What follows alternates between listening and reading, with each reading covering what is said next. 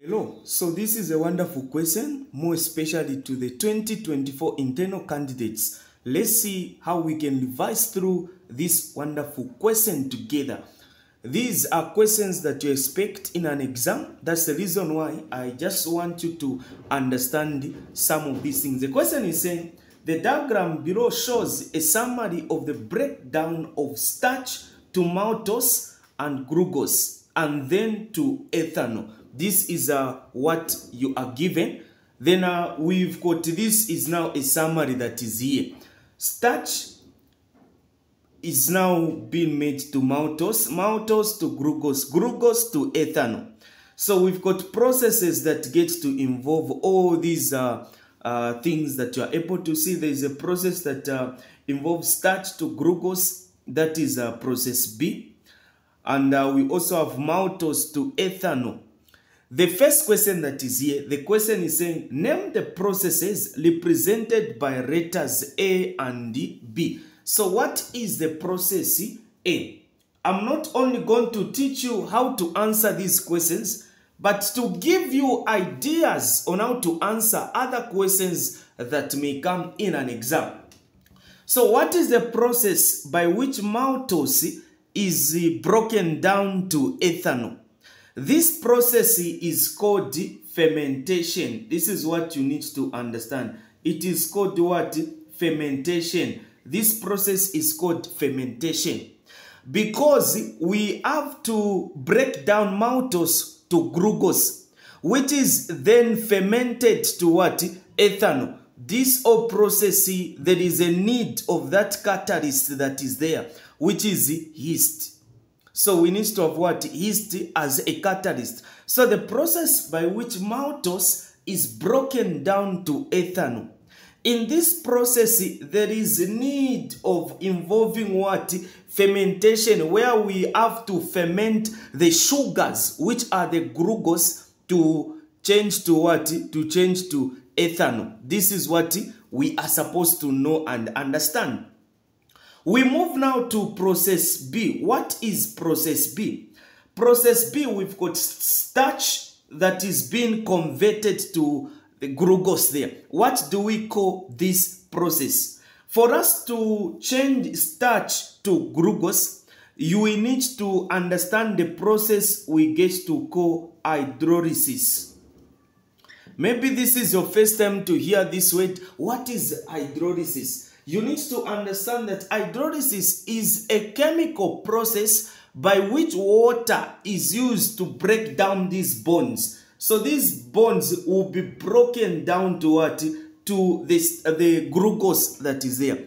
So by reason of using what? Water. So hydrolysis, that is a chemical process that involves what? Water to break down these bonds to form what? Other molecules. This is what you are supposed to know and understand. So the process B here is called hydrolysis process. That process A is called fermentation. So if such questions are to come in an exam, you will be able to answer them. Let us move to this question that is here.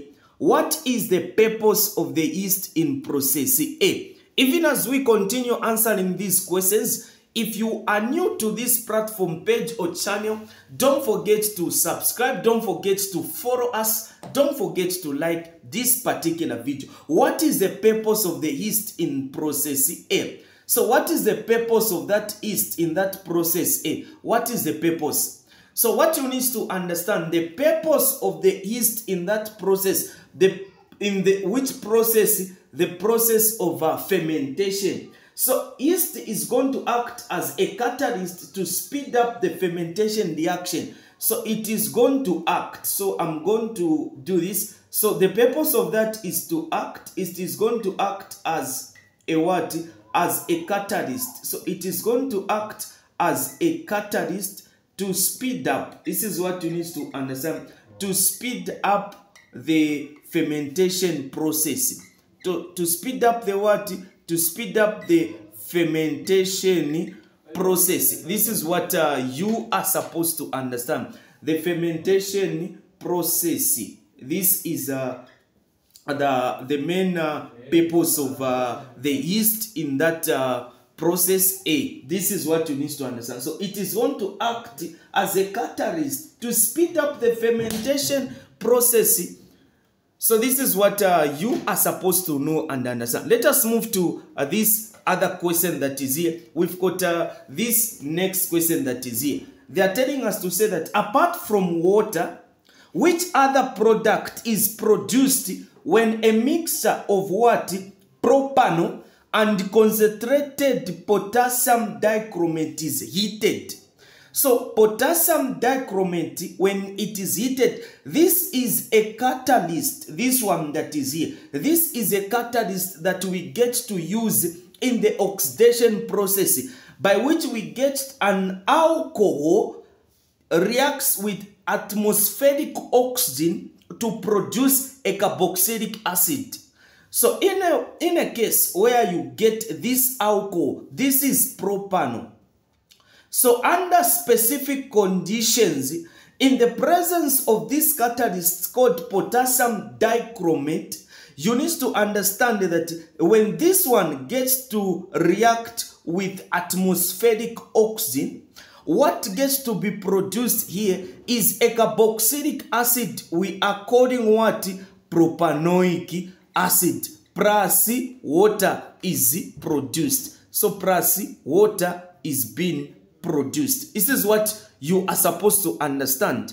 So if it was butanol, apart from water, we get to have butanoic acid.